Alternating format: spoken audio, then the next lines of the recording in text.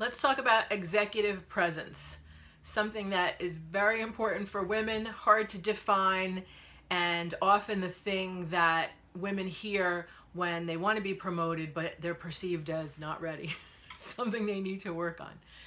So by the end of this video, I'm going to give you 6 different aspects of executive presence that you can consider how to build in your own authentic way. I'm Christina dellisanti-Miller, a full potential realized, and I'm a career transition coach.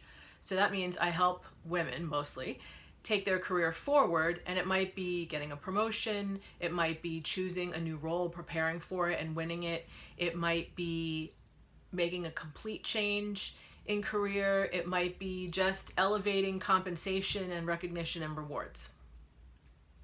I've helped hundreds of women to take their career to the next level, beyond what they thought was possible. If you want to future-proof your career, meaning make it sustainable, make it something that's going to be engaging and something that will be viable going forward, subscribe to my channel and hit the bell so you can be notified whenever I post new content. Executive presence is kind of a squishy thing, and different people have different perspectives about what it means to them, and it's one of those things where they say, well, I'll know it when I see it. So I'm going to give you my opinion about what are the components that I think when developed can help provide a perception to others that you have the executive presence that they're looking for. First aspect is competence. Competence in your area of expertise. So this is something that's a foundation. All these pieces work together, and to provide you with the confidence and the courage that I'm going to talk about in a moment, competence and knowing that you know your stuff, that you know not only the most cutting edge methods to deliver the results in your field or your role, but also that you know how to talk about it so that other people can understand it and make sense of it, right? The sense of being commercial. And knowing that it's relevant how you apply it to the business in general, to your business, and also in the moment, given the factors in the environment, the economy, or the market, right? So all those things I think are encompassed in competence. Confidence is honoring yourself, the contribution that you make, the competence that you're bringing to the table, and your place in the group or in the team or in the business. Confidence is showing up like, I know what I'm talking about, I'm plugged into what's important to you, and I can deliver for you what you need from my particular vantage point. Third aspect is credibility. One of the words we hear, I think, is kind of synonymous with credibility is gravitas. They want women to show up with gravitas. Can't be too serious, but have to have enough gravitas to be taken seriously. So it's a balancing act. What is gravitas about? Gravitas is about the confidence and the competence, but it's also about the demeanor, about projecting that you have that competence and you have that confidence. And it's also about holding yourself in a way that's aligned with what's expected of the role and what successful people in your organization present, how they present themselves. So it's kind of a way of acknowledging the norms in the organization and nodding to them. For example, this suit that I'm wearing right now, I had to get it once because I was going to a meeting. I think I was working in retail part of the bank or corporate, but I was going to a cross-functional meeting and I knew the head of investment banking was going to be there. And I just wanted to be heard. And I think most of the things I was wearing at that time were bright color or flowing. And I was like, you need to show up in a suit that's going to be credible. And when I talked and I said my piece, you know, he looked at me and I looked at him right in the eye and we listened to each other and it was cool. But I think if I showed up in some of the things that I usually wear, it would have been like, that would have been holding his attention rather than what I was saying.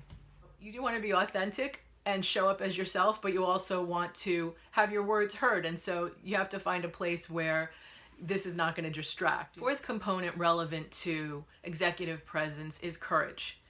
And courage is the willingness to stand your ground, aligned with your own values, especially when you're being asked to do something that you think is unethical, that is not best for the business, and you will be tested. In your career, you know, sometimes you want to be liked, sometimes you want to be friendly, but having the commitment to what you think is right for the business, for the people in the business, for the clients, that's part of showing up as executive presence, where it's like, nope.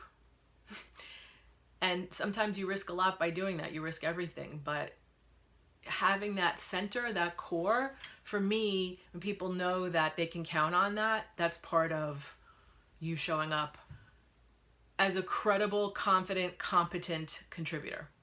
Fifth aspect is commitment. You're going to work hard, or you're going to do what it takes to get it done. And people know that about you. And when you're well prepared and when you have done your homework and you show up, having made that commitment, people can sense that and they trust that. I've been asking women in Elevate groups and Lean In groups which topics they'd most like to discuss. And one topic that came up was executive presence.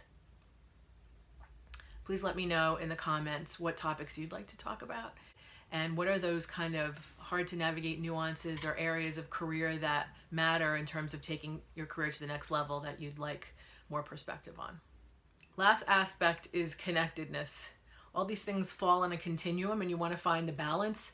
So you don't want to go so far to the end of being badass that you're not connected, right? Which is, so where can you show up with your confidence, your expertise, your courage, at the same time really relating to people, looking at them in the eye, being with them, being present with them, caring about what they care about, and being of service.